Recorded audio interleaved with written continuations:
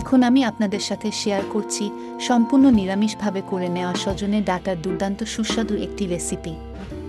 আর এই রেসিপিটি সম্পূর্ণভাবে দেখে নেওয়ার জন্য কোনো প্রকার স্কিপ্ট না করে সম্পূর্ণ ভিডিওটি আমার সাথে থেকে দেখে নিন।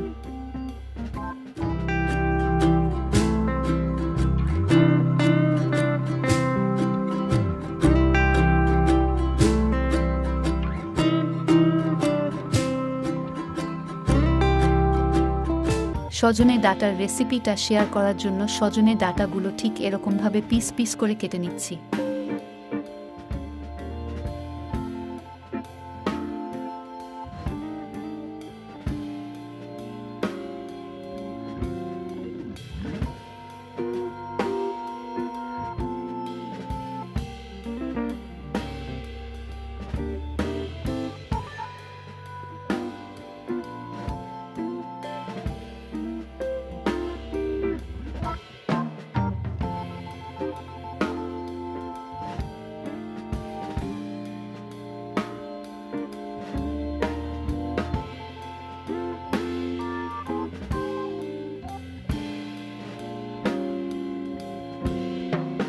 নিরামিষভাবে সজনে ডাঁটা করে নেওয়ার জন্য আমি লাল সরিষা আর হলুদ সরিষা নিয়েছি।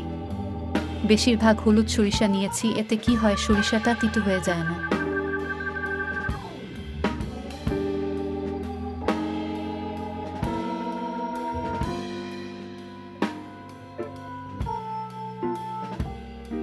সরিষাগুলো ভালো করে ধুয়ে এর সাথে দিয়ে দিচ্ছি কাঁচামরিচ।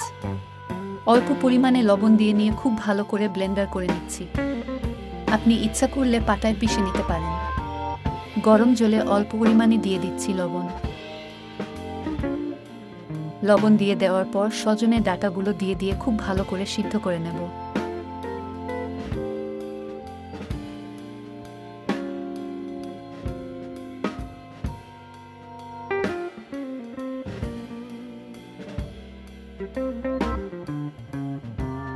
সজনে ডাঁটাগুলো খুব ভালো করে সিদ্ধ করে নেওয়া হয়ে গেলে জল ঝরিয়ে তুলে নিচ্ছি।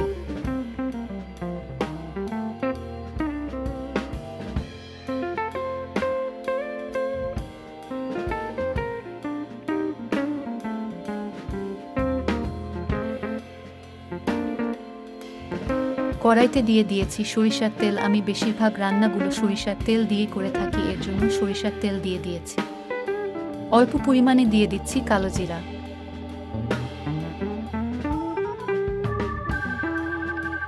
এর সাথে আরও দিয়ে দিচ্ছি ফালি করে নেওয়া কাঁচামরিচ।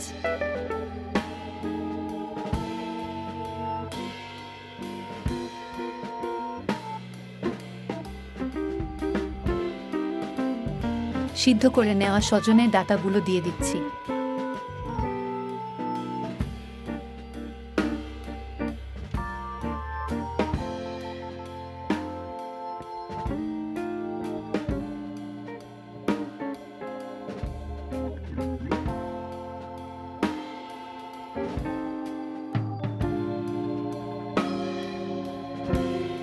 বেশ কিছু টাইম খুব ভালো করে ভেজে নিয়ে অল্প পরিমাণে দিয়ে দিচ্ছি হলুদ গুঁড়া। হলুদ গুঁড়া দিয়ে নিয়েও খানিকটা সময় খুব ভালো করে ভেজে নিচ্ছি।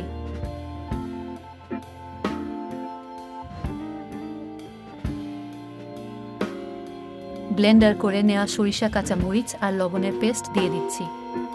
মিডিয়াম লো আঁচে রেখে ভেজে নিচ্ছি। এটা কিন্তু খুব বেশি টাইম ভেজে নেওয়া যাবে না, 2 থেকে 3 মিনিটের মতন ভেজে নিচ্ছি।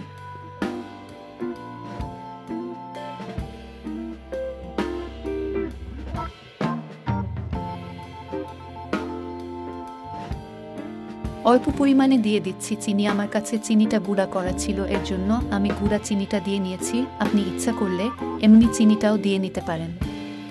চিনি দিয়ে দেওয়ার পর 1.5 থেকে 2 মিনিট সজনে ডাঁটাগুলো খুব ভালো করে ভেজে নিচ্ছি।